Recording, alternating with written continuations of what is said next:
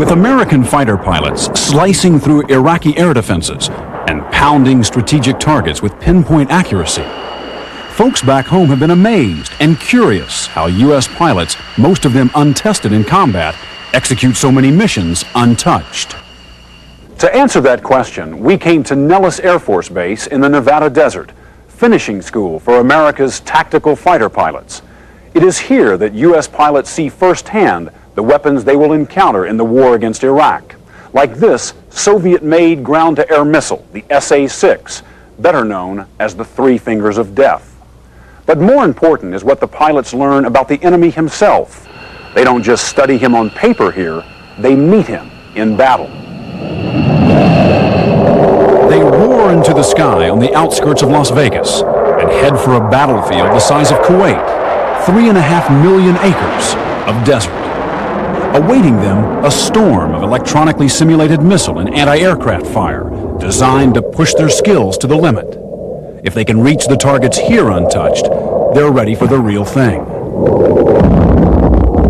General Billy McCoy. They have to be concerned with the ground threats, with early warning threats, the AAAs, the SAM missile firings, the jamming of their radios. Do they make mistakes? They do make mistakes. We expect them to make mistakes. The beauty of it is they make fewer mistakes at the end of their 10-day program than they do in the beginning. Well, what we're going to do is come in, we're going to bring the 16s and the F-1. Major Denny Hugo, an F-16 pilot from Georgia, is briefed for a bombing raid behind enemy lines designed to simulate Desert Storm operations. Major Hugo will act as a flight leader. The others here will provide support.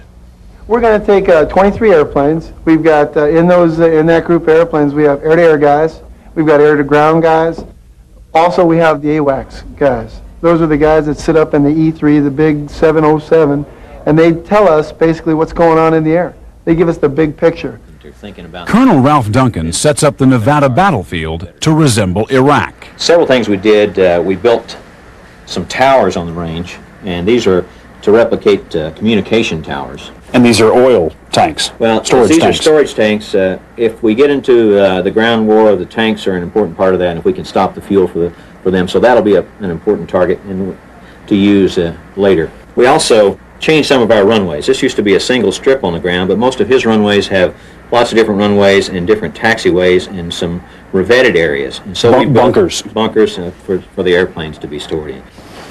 We also built, he has a lot of Scuds, so we built some Scud targets. Those Scud missiles on the range are life-size replicas similar to this one. Close up, you can see how enormous they are.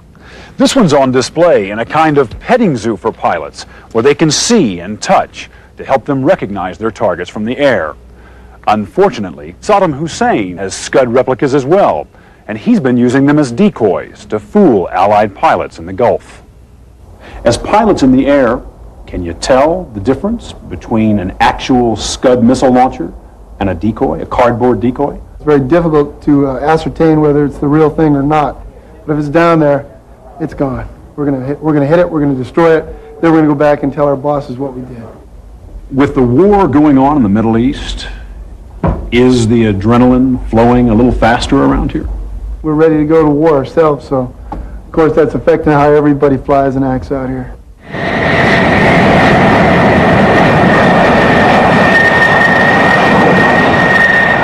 Early morning the following day, the Nellis runway awakens to a familiar sound. The mission we're following is getting underway. Okay, here we go, guys. Objectives today. We take any air-to-air shots. Major Hugo huddles with his pilots to plan their attack on an enemy airfield. Basically, we're going to be pushing out pretty much in front of the whole package of fighters with our F-15s escorting us. And our job, we're going to be the first guys in on target, so we're kind of leading the package out there. And our basic job today is to go drop bombs. And Hugo's F-16 group is part of the Blue Force, the American side in today's mission. Down the hall, in another flight briefing room, pilots for the opposing Red Force prepare for the mission as well. Okay, our mission objectives today is briefed in the mass briefing. Remember, we're going to try to, with the forward caps, try to trit and disrupt the blue air out there today. And then these are the enemy pilots who've been trained to think and fly like Iraqis. How does the Iraqi pilot fly? They don't quite have the initiative that U.S. pilots would have. ability to do a lot of things on their own in the cockpit, that there's probably some reliance on their ground controllers much more than our pilots would probably be. Do you want to win? Well, we want to win real bad, but more importantly, we want them to win if they ever have to do it for real. Will you be confronting Denny Hugo and his F-16s? Hopefully. Hopefully we'll find them. And if you find them? Well, we're going to shoot them if they don't shoot first. It is now less than 2 hours to takeoff, and the Blue Force has gathered for a closed-door mass briefing to make sure everyone knows what his job is. They'll receive the latest weather and target information, and also a classified intelligence update, which is why we're not in there. So maybe we could use our radars and everything, if nothing else. An hour later, it's showtime. The Blue Force will be challenged from every direction on their way to the target. Success will depend on teamwork, timing, and battle sense, what the Air Force calls situational awareness. Fighters, bombers, electronic jammers, 23 aircraft in all. Denny Hugo's F-16 leads them into enemy territory. You can tell from the picture on the door, this is enemy headquarters. It is the ground-based command center for the Red Force and its Iraqi-style air defense. And the technology inside, Saddam Hussein only wishes he had. It should be northeast for 1-3. Major Jeffrey Neal is Red Force commander in charge of enemy defenses. Major, as the enemy commander, what's in store for the Blue Force? Well, right now we're just watching the Blue Force stage to start their attack. The bordered area on the left, the red areas, where actually we'll start our firing. We're expecting the attack from the blue from north to south, so we have some of our sites. We've already designated which sites are going to be looking to the north for these planes. When they see those planes, then they will communicate with us, and then we will start our fire. Sierra 11, Sierra 21, Sierra 30, we show multiple hostile F-15s, F-16s to your trip zip. With Blue Force planes now approaching, enemy controllers alert their missile sites, anti-aircraft artillery, or AAA, and their Red Force pilots. The controllers track the oncoming planes and prepare to launch electronic ground-to-air missiles. As the blue team comes into range, the excitement mounts. Sierra 3-2, we're showing target now, 331 for 10K off your house, 27,000 MSL. Permission to launch. Colonel, what's happening at this point? Well, the airplanes are just now starting to come into our airspace. We can see them starting to move down. We've brought up all of our threats right now, and we're looking for them on our radar scopes and the different videos you see here.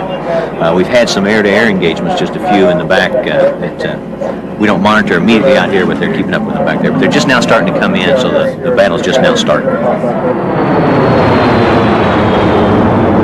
Airborne over the battlefield is the Blue Force command post, an E-3 AWACS plane, also crammed with computers and radar. Your eyes on the fight. Just off target. Looks like the bandits northbound. No, I got him coming in hot. The tension mounts here too, when controllers realize Major Hugo, known as Barky 1, is about to be attacked by enemy MiGs. Barky 01, pop up bandit, south 10 miles. Okay, now you need to snap Hydra 1. Snap 32019. Hydra 1, snap 32019. With help from their F-15 escorts, Hugo's fighters outmaneuver the MiGs and confront the real challenge here, as in Iraq, the ground defenses surrounding the target. Now it starts getting into your heart starts pumping, you start trying to figure out what formations and everything, and your mind's just running about 1,000 miles an hour trying to figure everything out, getting flight maneuvering in the right direction. 16 to 052 over Cedar Peak at this time, tracking to the south. On the ground, enemy controllers become increasingly frustrated. The airplanes are down in the target area right now. We brought up the backline defenses. That's the stuff that you see in deep in country. And they're in the target area, but apparently we're not getting them, so they must be using some pretty good tactics. Finally, a surveillance camera spots the white smoke of the blue team bomb striking the target. But as the planes depart, a Red Force missile radar locks on. Impact is claiming a kill. Confirmation comes quickly. The computer shows a direct hit on a Blue Force aircraft. Yeah, good job. Okay. Everybody should be standing by now. You kind of relish being the enemy, don't you? You got a smile on your face. Well, you know, it's a job, and the better I do my job, the more difficult I make it for them. The more difficult I make it for them after they've done it for a couple weeks, the easier it ought to be for them when they go in the real world. Half an hour later, the pilots return from the 2-hour mission. After they've been debriefed by the Air Force, it is our turn to ask questions. One kill was claimed against you guys. Yeah. Who'd that go against? Yeah, that was on me. I'll take That was on you. Yeah, they claimed it's called an SA-6. It was a shot as we're coming off the target. Would we have defeated it? I don't know. There wasn't any real missiles being fired out there. But I think, well, I know that the guys who are in combat obviously have the full up rounds, full up settings, and they can use all their systems, which we just have some restrictions that didn't help any. Major Hugo, do you find yourself thinking about the Middle East? Did your mind flash to the Persian Gulf at all during this? Now you're so busy up there just flying your airplane and doing your mission, you don't really have time to just kind of daydream about what you'd rather be doing over in the Middle East, maybe. But before the mission and after the mission, the briefing and the debriefing, obviously everything we do, combat training-wise, relates to combat, which is what those guys are doing. Colonel, you've flown in combat situations. Yes. How does this compare? We're as close as we can get to doing it without actually shooting at guys. However, the thing that comes back, even though you're scared, you're sweating, you're excited, your training, because we train, this is our life's work, comes back to you and you do it. You do the job. How valuable do you think this is going to be if and when you head to the Middle East? That's going to be invaluable. So you're trying to build that experience, you know, while they're shooting fake missiles at you, and learn from these mistakes and take something out of it. I was reflecting on that on the way back today. I was saying, I hope I get all these minor problems solved here, you know, so when we go, if and when we go, I won't do those same things again.